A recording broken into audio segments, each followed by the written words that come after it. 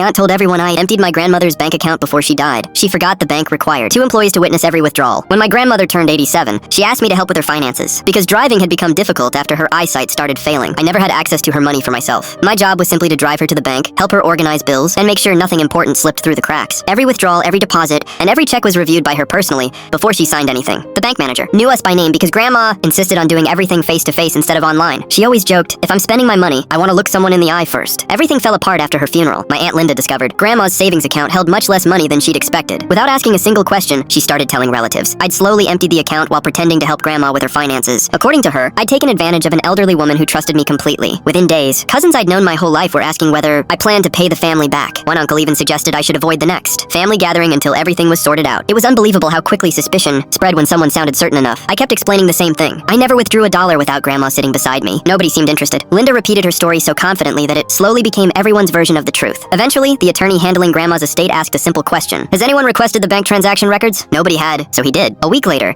the bank delivered every statement, withdrawal slip, and signature record covering the previous 3 years. Every large cash withdrawal included Grandma's signature. Every transaction matched handwritten notes she'd kept inside her budgeting notebook. Then the bank manager noticed something even more important. Because Grandma withdrew amounts over the bank's internal verification limit, company policy required 2 employees to verify her identity and witness every transaction in person. The bank still had those records. Each withdrawal included the names of both employees who assisted her. During the family meeting, the bank manager personally explained the policy. He confirmed Grandma had visited the branch herself every single time. She presented her ID, reviewed the paperwork, confirmed the amount allowed, then signed everything while 2 employees watched. Not one withdrawal had been completed without her physically present. The room went completely quiet. Then the manager added one final detail. Most of the money Linda believed had been stolen had actually been transferred months earlier into prepaid contracts for Grandma's long-term nursing care, funeral expenses, and medical equipment. Grandma had planned everything herself because she never wanted her family arguing over money after she was gone. Linda slowly lowered her head. She admitted she'd never asked the bank a single question before accusing me. She'd simply looked at the remaining balance and assumed someone must have taken the rest. A few weeks later, she came to my house carrying Grandma's old photo albums. She apologized for everything and admitted grief had clouded her judgment, but she also confessed something deeper. She'd always felt guilty for living across the country and rarely visiting Grandma during her final years. Seeing me handle so much of Grandma's day-to-day life made her feel like she'd failed as a daughter. Blaming me became easier than facing that regret. That conversation stayed with me because money wasn't what Grandma spent her final years worrying about. She worried about whether her family would stay together after she was gone. Ironically, she'd planned every financial detail perfectly. The only thing she couldn't plan for was how quickly people would choose suspicion over the truth. Looking back, I realized the biggest inheritance Grandma left behind wasn't the money she saved. It was the example she set. Handle your responsibilities honestly, keep good records, and let the facts speak louder than the accusations ever can. Would you have forgiven Linda after she admitted she was wrong, or kept your distance? Yes or no?